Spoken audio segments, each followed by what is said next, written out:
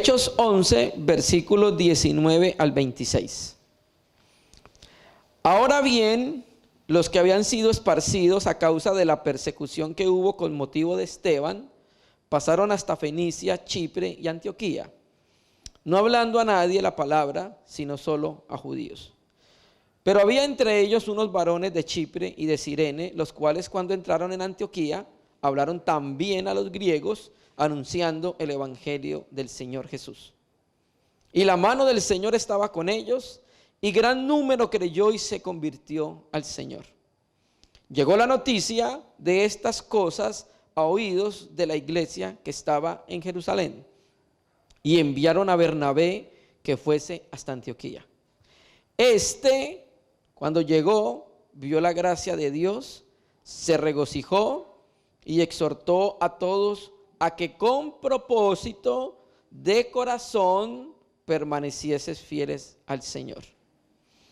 Porque era varón bueno y lleno del Espíritu Santo y de fe, y gran multitud fue agregada al Señor. Después fue Bernabé a Tarso para buscar a Saulo, y hallándole le trajo a Antioquía. Y se congregaron allí todo un año con la iglesia, y enseñaron a mucha gente, y a los discípulos se les llamó cristianos por primera vez en Antioquía. Hechos 15, 30 al 35. Hechos 15, 30 al 35. Así pues, los que fueron enviados descendieron a Antioquía, y reuniendo a la congregación entregaron la carta. Habiendo leído la cual se regocijaron por la consolación. Y Judas y Silas, como ellos también eran profetas, consolaron y confirmaron a los hermanos con abundancia de palabras. Y pasando algún tiempo allí, fueron despedidos en paz por los hermanos para volver a aquellos que los habían enviado. Mas a Silas le pareció bien quedarse allí. Y Pablo y Bernabé continuaron en Antioquía enseñando la palabra del Señor y anunciando el evangelio con muchos otros. Hermanos amados, paz del Señor. Nosotros, cuando nos acercamos a la Escritura, empezamos a ver en ella el modelo que nosotros necesitamos conocer para poder ser colaboradores fieles en la gran obra de nuestro amado Señor. Nosotros, antes de ser de Cristo, no teníamos idea qué era la iglesia. No teníamos idea cómo la iglesia se edificaba. No teníamos idea cómo nosotros podíamos ayudar a que la iglesia madurara, fuera transformada. Y cuando nos acercamos a las Escrituras Sagradas, ellas nos empiezan a mostrar la manera en que los apóstoles trabajaron y sirvieron en medio de las iglesias.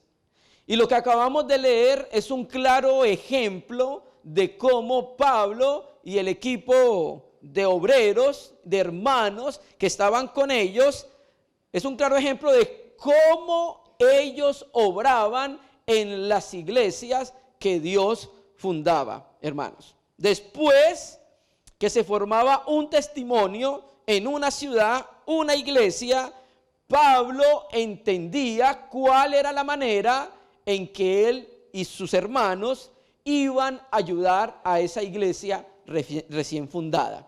Primer parte que leímos, Hechos 11.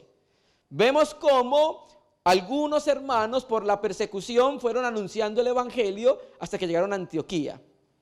Se convirtieron muchas personas.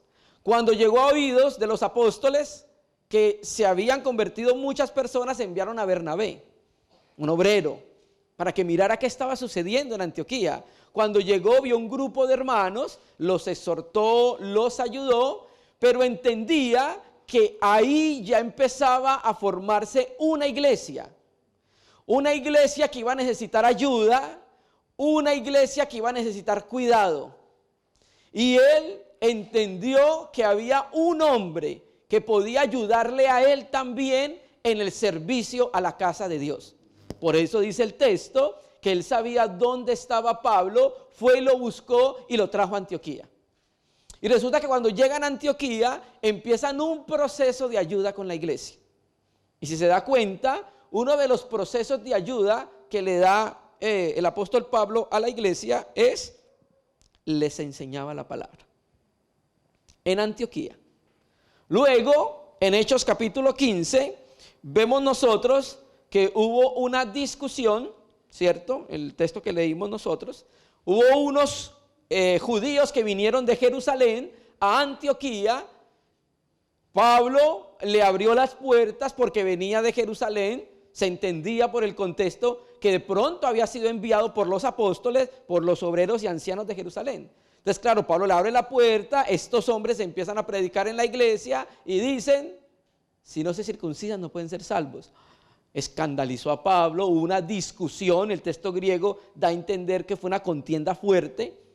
Entonces subieron a Jerusalén a tratar el asunto y de ahí sale una carta que se le envía a las iglesias gentiles en ese momento. Pablo entonces también lleva su carta, vuelve a Jerusalén, porque era Antioquía, porque era la ciudad donde él servía, ayudaba, trabajaba, se negaba, amaba, enseñaba, consolaba, exhortaba, etcétera, etcétera, etcétera. Vuelve a esa ciudad trayendo entonces la carta la cual escribieron los hermanos por inspiración del Espíritu Santo. Vuelve a Antioquía y cuando vuelve nuevamente está ese mismo principio. Verso 35. Pablo y Bernabé continuaron en Antioquía, enseñando la palabra del Señor y anunciando el evangelio con muchos otros.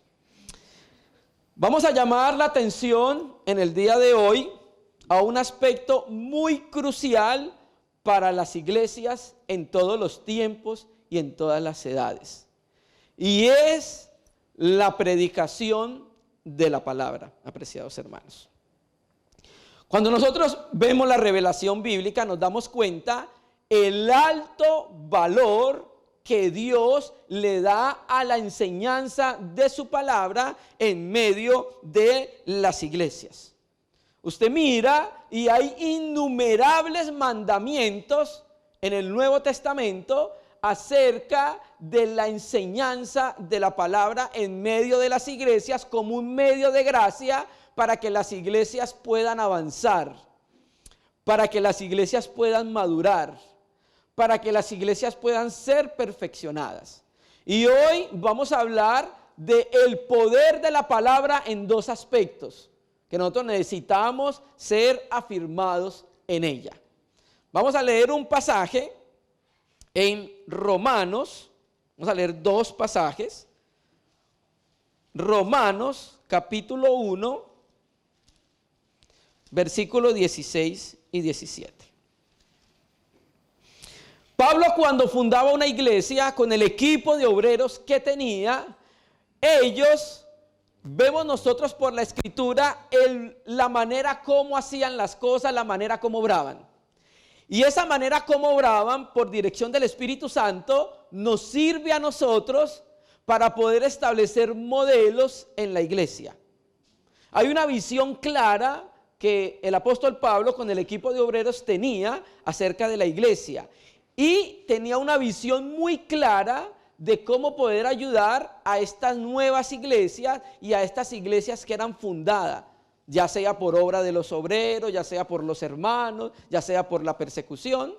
Cuando aparecía un testimonio bíblico, Pablo entendía la manera y los apóstoles de cómo poder ayudar a avanzar a las iglesias en la fe. Y uno de esos métodos muy eficaces que ha sido olvidado en el cristianismo o que ha sido distorsionado en el cristianismo es la enseñanza de la palabra. Y quiero que hoy con la gracia de Dios y con su palabra, volvamos a colocar la enseñanza de la palabra donde debe estar. El alto valor que tiene para Dios la enseñanza de su palabra en medio de la iglesia. Jesús Cristo dijo en Mateo 16 que él edificaría su iglesia. ¿A través de qué medios utiliza el Señor para edificar su iglesia? A través de hombres. Hombres fieles a su palabra. Hombres fieles al testimonio del Hijo de Dios revelado en las Escrituras a través de los apóstoles y profetas. Lo que la iglesia necesita para vivir y madurar es su palabra. ¿No lo dijo el Señor así? Las palabras que yo os he hablado son espíritu y vida. ¿Qué quiere decir? Que ella tiene una vitalidad sobrenatural. Y por eso es necesario que nosotros, como hijos de Dios y los siervos de Dios, aprendan a trazar correctamente su palabra para ayudar a la iglesia, para ser colaboradores eficaces en la casa de Dios. ¿Por qué lo digo así? Segunda Timoteo, capítulo 2, yo sé que todos conocen el texto. En una casa grande hay utensilios de oro y de plata. Hay utensilios de barro y de madera. Y el contexto histórico nos ayuda a entender esta metáfora, esta figura. La casa grande es la iglesia. Pero el contexto histórico es que los adinerados tenían casas grandes. Y cuando venían personas distinguidas, alcaldes, ¿cierto? Gobernadores, entonces les servían a estas personas con los utensilios de oro y de plata. Pero habían otros utensilios de madera y de barro. Y esos eran para sacar los excrementos, para las cosas comunes. Y en el contexto, Pablo está hablando de dos personas que los compara con los utensilios de madera y de barro. ¿Sabe quiénes son? Vamos a mirar un momentico, ahí en segunda Timoteo. Himeneo y Fileto. ¿Qué pasó con Himeneo y Fileto? Verso anterior, cuando los menciona, le dice a Timoteo, Timoteo, sé un buen obrero, traza bien la palabra de verdad. Himeneo y Fileto no estaban trazando adecuadamente la palabra de verdad, ¿cierto? No eran colaboradores que ayudaban a la iglesia. Antes estaban empobreciendo la iglesia, antes estaban desviando la iglesia. Por eso, hermano, tenemos que volver a darle ese valor especial que tiene la palabra del Señor en medio de su casa, hermanos. Romanos 1:16. Porque no me avergüenzo del evangelio, porque es poder de Dios para salvación a todo el que cree, primeramente al judío, también al griego. Porque en el evangelio la justicia de Dios se revela por fe y para fe, como está escrito, mas el justo por su fe vivirá. 17 lo voy a leer de la Biblia textual, porque en él, en el evangelio, se revela una justicia de Dios de fe a fe. Como está escrito, el justo vivirá por fe. El apóstol Pablo está enseñando que él no rehuía a proclamar públicamente el compromiso que tenía con Cristo de predicar el evangelio, hermanos. No se avergonzaba públicamente de decir que era creyente, que era cristiano. ¿Por qué? ¿Por qué viene este contexto? No me avergüenzo. Porque para los romanos, desde la perspectiva humana, el evangelio era un mensaje vergonzoso para los romanos, porque proclamaba a un crucificado que había sido odiado por los judíos, que había sido condenado a muerte por los romanos en base de la sedición. Entonces los romanos creían que lo que habían crucificado había sido un sedicioso. Entonces Pablo dice, yo no me avergüenzo del evangelio. Aunque ustedes digan que fue un hombre cualquiera, sedicioso, crucificado por los romanos y odiado por los judíos, ¿cierto? ¿Por qué Pablo no se avergonzaba? Porque el evangelio es. Mírenlo en su Biblia. El evangelio es. Esa palabra es algo continuo. Siempre va a ser. Siempre es. ¿Qué es? Poder de Dios para salvación a todo el que cree. ¿Qué es el evangelio? Poder de Dios para salvación. Entonces, hermano, la palabra de Dios, el evangelio de Dios, vamos a mirar dos aspectos de la palabra de Dios. El poder de la palabra para salvar. Uno. Y el poder de la palabra para actuar. Y estos dos aspectos nos deben llevar a nosotros a volver al modelo bíblico, a volver a lo que hacía Pablo en las iglesias, a volver a lo que hacían los apóstoles en las iglesias, a volver a lo que hacían los ancianos en las iglesias. Entonces el evangelio es un poder. La palabra griega dinamis, viene de dínamo. El dínamo es un poder constante. Yo sé que hay algunos que han dicho que esa palabra dinamis significa dinamita. Pero dinamita es solamente la fuerza de explosión por un momento y ya. En cambio, el dínamo es una fuerza constante. Y como está precedido de es constante, quiere decir que el evangelio es un poder dinámico. El evangelio actúa como un generador de energía. Un generador de energía que proviene de Dios. El evangelio es un poder dinámico que produce una energía salvadora. Hermano, la verdad nosotros no entendemos el poder del evangelio. Ella produce una energía que puede salvar al hombre. Porque es en el evangelio que se revela la fuerza divina para salvar al pecador. Hermano, necesitamos algo sobrenatural para salvar al hombre. Lo que llegó a nuestra vida fue algo sobrenatural. Un poder que no podemos comprender, que nos sacó de la muerte a la luz, ¿cierto? Entonces, en el evangelio, en esa palabra de la locura, que dice el apóstol Pablo, se revela la fuerza divina para salvar al pecador. ¿Sí? Es la potencia que Dios utiliza para salvar al hombre. Entonces, si la palabra de Dios, el evangelio, es la potencia de Dios para salvar al hombre, ¿cómo no lo vamos a predicar? ¿Cómo vamos a callar? Si el Señor nos muestra por su palabra que es potencia de Él para poder salvar al hombre muerto y perdido en pecados, hermano. El evangelio tiene un poder que puede resucitar a un muerto. ¿Está seguro de eso, hermano? Sí. Y la prueba es que todos los que estábamos acá, ¿cómo estábamos? Muertos. Y vino la palabra de Dios, vino el dinamis de Dios, vino la fuerza que generó energía y nos resucitó.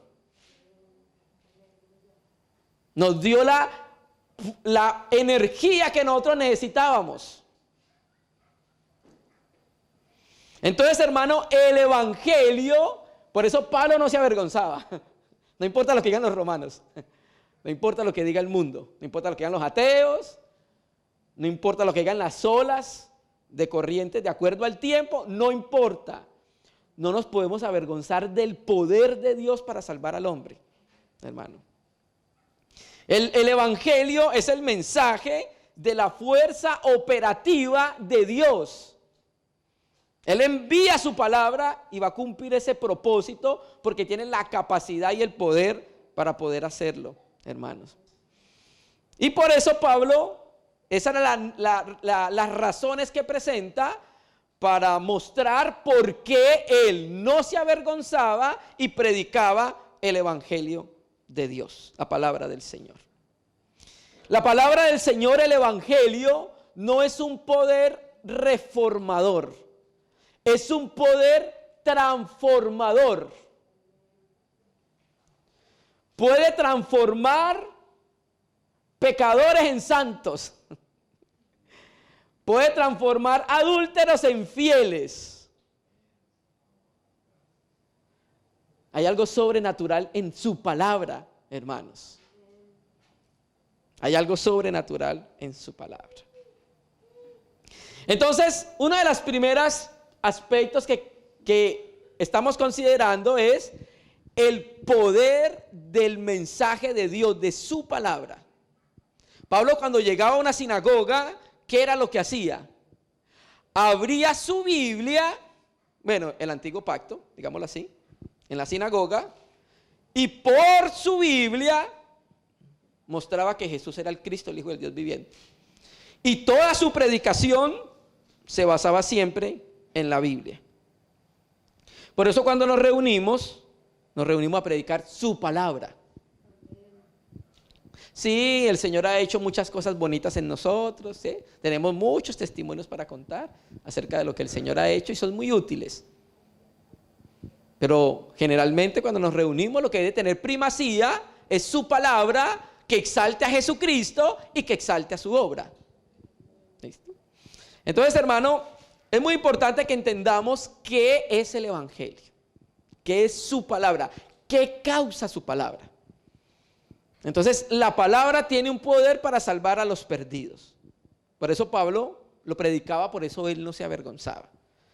Pero nosotros, como hacemos parte de las iglesias, hacemos parte de una iglesia local, entonces también debemos ver lo que dice la Biblia acerca del poder de la palabra para la iglesia.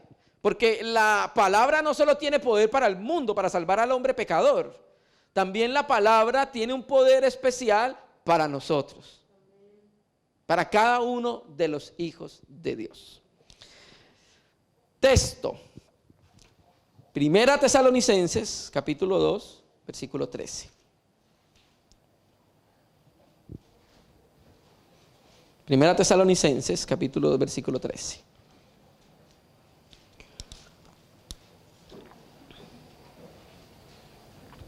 Si se da cuenta, en Hechos 11 leímos que se reunieron todo un año donde Pablo les enseñaba.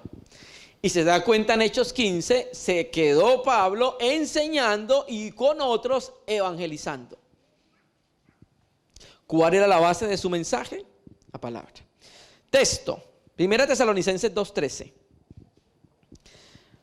Por lo cual también nosotros sin cesar damos gracias a Dios de que cuando recibiste la palabra de Dios que oíste de nosotros, la recibiste no como palabra de hombres, sino según es en verdad la palabra de Dios, la cual actúa en vosotros los creyentes. ¿Listo? La escritura muestra en 1 Tesalonicenses 1 que Pablo está mostrándole a ellos que cuando ellos predicaron el mensaje del evangelio, esa palabra que predicaron tuvo un poder tan abrumador en ellos que los sacó de la idolatría a adorar al Dios verdadero. Porque una cosa era que un judío creyera en Jesús Cristo y otra cosa era que un gentil, adorador de muchos dioses, creyera en el Señor.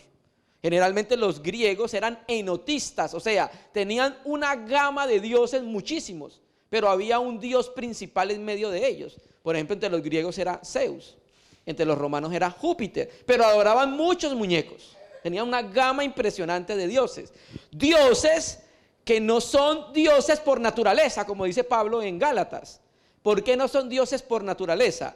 Porque son de naturaleza mineral, son de hierro, son de madera, son de piedra, no son de esencia divina ni naturaleza divina. Entonces, ese mensaje que llegó a ellos tuvo el poder para transformarlos. Tuvo el poder para que cuando escucharon el mensaje, dice acá la escritura, se convirtieran de los ídolos para servir al Dios vivo y verdadero. Lo dice el versículo 9 del capítulo 1. Porque ellos mismos cuentan de nosotros la manera en que nos recibiste y cómo os convertiste de los ídolos a Dios para servir al Dios vivo y verdadero. ¿Sí? Entonces, ¿cómo sucedió eso? Versículos anteriores dice que fue por la palabra, por el mensaje del evangelio. ¿Listo? Colocamos esa base. Entonces el evangelio, como es el dinamis de Dios, el poder de Dios, Pablo lo predicó cuando llegó a Tesalónica, a la sinagoga. Predicó el evangelio, una fuerza sobrenatural, le dio la energía, salvó a los hombres, empezó una iglesia. Luego Pablo sabía que esa misma palabra podía seguir ayudando a la iglesia. 13. Voy a leer de la Biblia textual. Y por esto damos gracias a Dios sin cesar, por eso damos gracias sin cesar a Dios, porque habiendo recibido de nosotros la palabra del mensaje de Dios, la acogiste, esto es evangelización, no como palabra de hombres, sino tal como es en verdad palabra de Dios. Y mire lo que dice. La palabra de Dios, la cual también, dice Reina y Valera 60, actúa, ¿cierto? La Biblia textual dice, la cual os energiza a vosotros los que creéis. Energiza. Entonces ya estamos en un segundo aspecto de la palabra. Primero, como poder para salvar al hombre pecador. El dinamis de Dios, el poder de Dios. Por eso lo predicamos. Pero también esta palabra, cuando se predica constantemente en las iglesias, esta palabra actúa, dice ahí. La Biblia textual dice más exactamente como dice el griego, energiza, energes. Y mire que en ese versículo aparece 3 veces la palabra palabra o el término palabra. O sea que el énfasis es la palabra, ¿cierto? Entonces la palabra fue predicada a los tesalonicenses. Ella es el poder de Dios para salvación, lo salvó. ¿Listo? Inició en Tesalónica una iglesia, inició un testimonio de Dios, ¿cierto? Ahora esa misma palabra que lo salvó actúa con poder en los cristianos. La palabra energeo significa ejercer autoridad y actuar. Quiero llamar a la atención algo a esta palabra que nos va a ayudar en nuestra vida como líderes y como iglesia. Esta palabra energes está en una voz griega muy particular y vamos a aprender que la gramática sí nos va a ayudar en nuestra vida cristiana.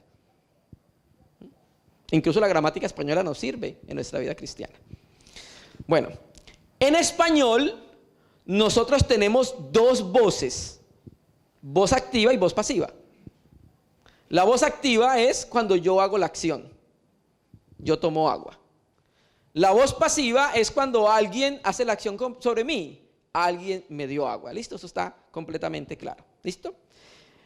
Pero en el griego hay una tercera voz. Se llama la voz media. Voz media, se llama así. Y esta palabra energeo está en voz media. ¿Qué significa voz media? Voz media sencillamente significa que yo hago la acción y alguien la hace simultáneamente en mí. La voz activa, yo hago la acción. La voz pasiva, alguien hace la acción sobre mí. La voz media, yo y alguien más al mismo tiempo hace la acción sobre mí. ¿Completamente claro? Sí. Listo. Bueno. ¿Qué aspectos prácticos podemos aprender de gramática griega en las escrituras? Mucho. ¿Sabe qué aprendemos en lo que estamos leyendo? Los líderes de las iglesias deben tener espacio donde las personas escuchen constantemente la predicación de la palabra. Eso es lo que trata de decir el texto. Entonces, las dos actúan. Yo actúo y alguien actúa sobre mí. Entonces, lo que hacemos nosotros es, predicamos el evangelio, predicamos la palabra, enseñamos expositivamente la Biblia. Y los hermanos tenemos que aprender a escuchar la palabra expositivamente. Tenemos que aprender a tener un corazón donde constantemente estemos expuestos a la enseñanza de la Biblia, hermanos, ¿cierto? Entonces aprendemos dos cosas. Uno, a hacer la acción. ¿Cuál? Predicar. Constantemente. Cada vez que nos reunamos, la palabra del Señor debe estar en lo alto. Constantemente que nos reunamos debe ser predicada, debe ser enseñada. Pero constantemente nosotros debemos tener un corazón para ser expuestos a ella. Porque ella tiene una energía sobrenatural. Y esa energía va a actuar cuando predicamos y cuando nos exponemos. ¿Entendemos? Esa palabra va a actuar cuando nosotros la predicamos, pero también cuando nos exponemos a ella. Querido hermano, si usted no se expone a la palabra, no va a actuar. ¿Sabe por qué hay tanto infantilismo en el cristianismo? Porque no se exponen a la palabra y porque no se predica la palabra. La menosprecian, la menoscaban. Yo recuerdo que una vez estábamos en una ciudad y fui a hacer una vuelta y entonces estaba hablando con la dueña del negocio y hermana.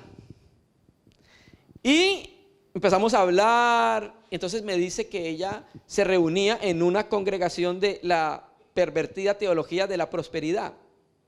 Y me decía ella que ella no entendía, mire, por qué en su reunión, que duraba aproximadamente 1 hora, duraban pidiendo dinero 40 minutos y predicando la palabra 20 minutos. Y he aquí otro error.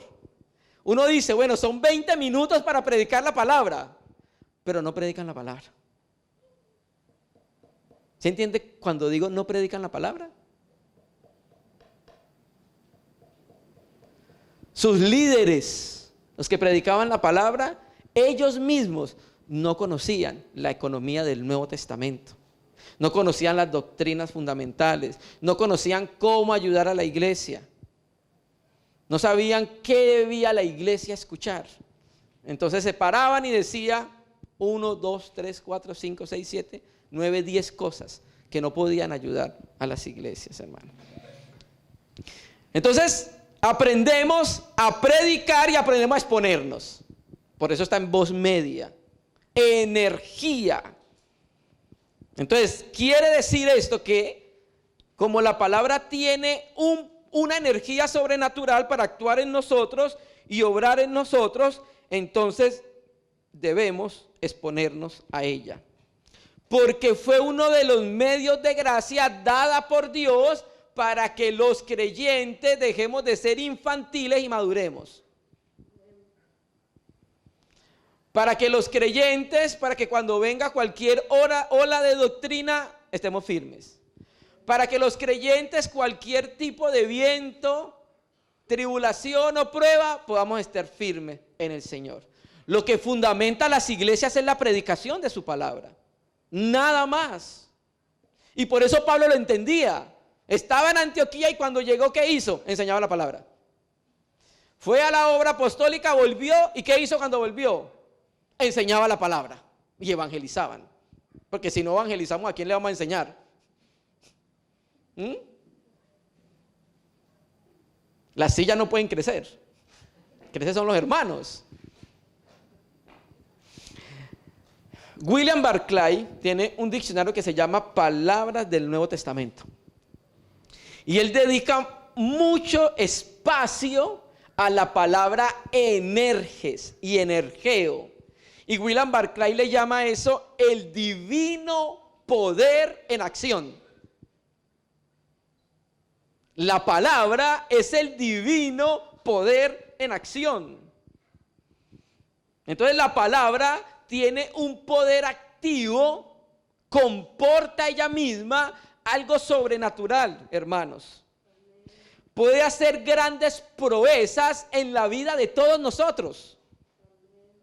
Por esa razón, nosotros debemos asistir a la comunión, ser personas congregantes, pero también ser creyentes que prediquemos su palabra.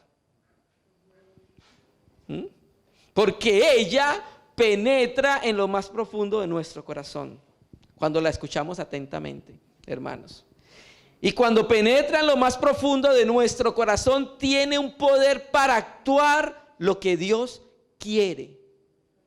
Muchas veces en nuestra vida cristiana no se hace lo que Dios quiere porque esa palabra no ha penetrado en nuestro interior. Pero eso aparece en Hebreos capítulo 4:12, hablando de lo que hace la palabra que escudriña nuestros corazones. Por eso es que nosotros estudiamos todos los días la Biblia. Porque más la estudiamos, más ella va a actuar en nuestra vida. Por eso más la debemos predicar, porque va a actuar en la vida de los creyentes. Porque es la que renueva nuestra manera de pensar, vivifica nuestro interior, nos fortalece en medio de las pruebas, nos enseña a conducirnos en nuestro hogar, nos enseña a conducirnos en las iglesias, nos enseña cómo cuidar las iglesias. La palabra es la fuente de poder. A través de la palabra viene el poder para los hombres, hermanos. Hermano, la Biblia no es meramente un libro de historias.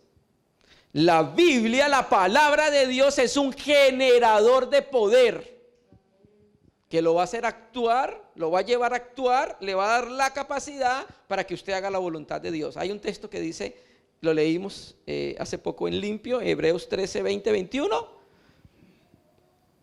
El Señor va a hacer en nosotros lo que es agradable delante de Él. ¿Cómo lo va a hacer? A través de su Espíritu y a través de su palabra, hermanos.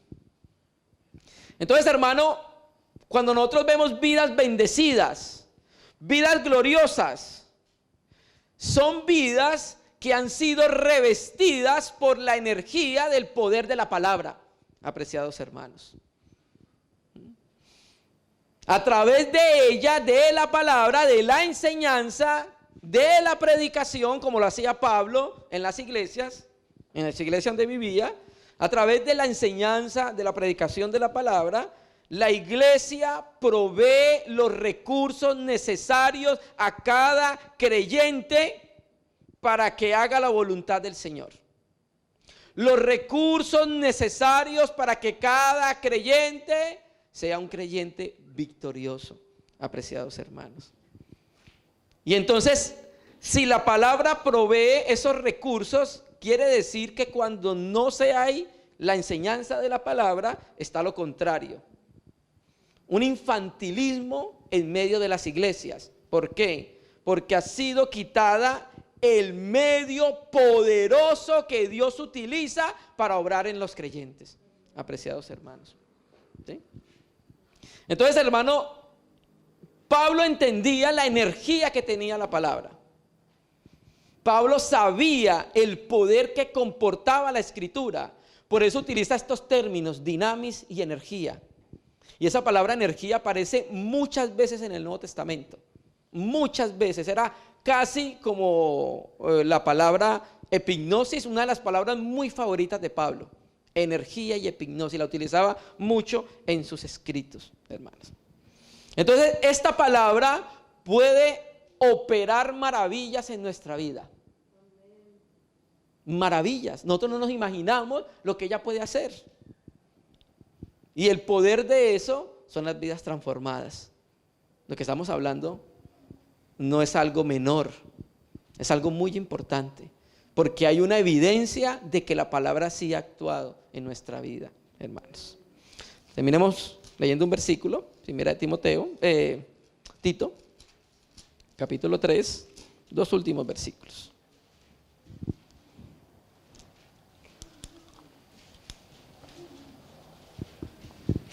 Tito capítulo 3, versículo 1.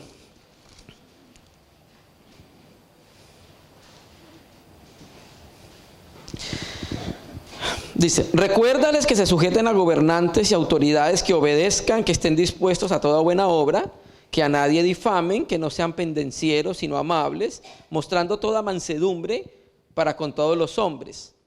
3. Porque nosotros también éramos, vuelvo a repetirlo, porque nosotros también éramos porque nosotros también éramos, en otro tiempo, insensatos, rebeldes, extraviados, esclavos de concupiscencias y deleites diversos, viviendo en malicia, envidia, aborrecibles, aborreciéndonos los unos a los otros. ¿Qué llegó a nuestra vida que cambió nuestra orientación? ¿Qué llegó a nuestra vida que eso que éramos ya no lo somos? Antes estábamos orientados hacia el mundo, pero llegó algo, pasó algo en mi vida, pasó algo en nuestra vida que cambió nuestra orientación y ya no éramos lo que, ya no somos lo que éramos. Algo poderoso llegó a su vida, algo poderoso llegó a mi vida, primero para salvarme y después para transformarme. Algo llegó a nuestra vida para actuar y cambiar la orientación de nuestra experiencia de vida, de los mentirosos, de los engañadores, de los ladrones, de los adúlteros. Y la lista es larga. Todo eso éramos. ¿Qué causó en nuestra vida que ahora ya no seamos eso? Hay algo sobrenatural. Hay algo poderoso que hizo eso, hermano. Por eso nosotros no podemos quitar la enseñanza de la palabra de nuestras iglesias. Es lo que va a hacer que nuestras iglesias obren en santidad, obren en amor, obren en servicio, obren en entrega. Hermano, pero ustedes, ¿por qué cada 8 días predican? Porque ustedes siempre que se reúnen predican.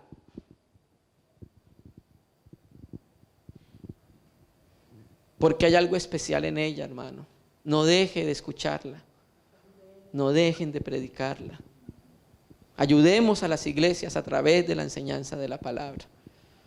Formémonos para ser siervos fieles, para ser como Timoteo, que cortamos bien la palabra de verdad, que cortemos bien la palabra de verdad, para no ser como Himeneo y Fileto, que no eran vasos de honra para la casa del Señor. Terminemos. Un texto que nuestro hermano dijo al principio. Hechos 2:42. Todos lo conocemos. Y perseveraban en la doctrina de los apóstoles. ¿Ya entiende usted por qué la iglesia hacía eso? ¿Ya entiende usted por qué la iglesia cada que se reunía, cada cuando se reunía la iglesia primigenia? Todos los días. Y cada que se reunían, ¿qué escuchaban? La doctrina, o sea, la enseñanza de los apóstoles, hermanos. La iglesia primigenia persistía, era una iglesia perseverante en escuchar la doctrina de los apóstoles. Era una iglesia perseverante en predicar la doctrina de los apóstoles, hermano. La enseñanza formaba parte natural de la iglesia naciente. Apreciados hermanos. Entonces, hermano, si la Biblia desaparece de las iglesias, ¿qué va a aparecer? El pecado en el creyente. Un ministerio, como decía un hermano, un ministerio sin Biblia es un entretenimiento que conduce a vidas sin contenido espiritual. Entonces, hermanos, cuando quitamos la enseñanza de la iglesia, quitamos el poder por el cual Dios va a actuar, hermanos. ¿Está entendiendo la necesidad que tenemos nosotros de este servicio en medio de la casa de Dios? Bueno, hemos visto algunos aspectos prácticos. Podríamos nosotros decir que algunas cosas prácticas que aprendemos de estos 2 versículos importantes es que necesitamos volver a la enseñanza bíblica en nuestras iglesias. Necesitamos levantar nuevamente en alto la predicación de la palabra, hermanos. Nosotros necesitamos escuchar enseñanza de la palabra, que nos afirme, que nos dé firmeza, que nos dé solidez. que nos ayude a madurar. Aprendemos que cada iglesia, a través de sus líderes, debe generar tiempos donde los creyentes sean enseñados e instruidos en la palabra del Señor. Y aprendemos que como creyentes debemos escuchar constantemente la palabra de Dios para que ella obre con energía en nosotros. Si no estoy expuesto a ella, ¿cómo va a obrar? Lo decíamos en limpio, hablando acerca de Hebreos 4:12, cuando la palabra dice, la palabra es viva y eficaz.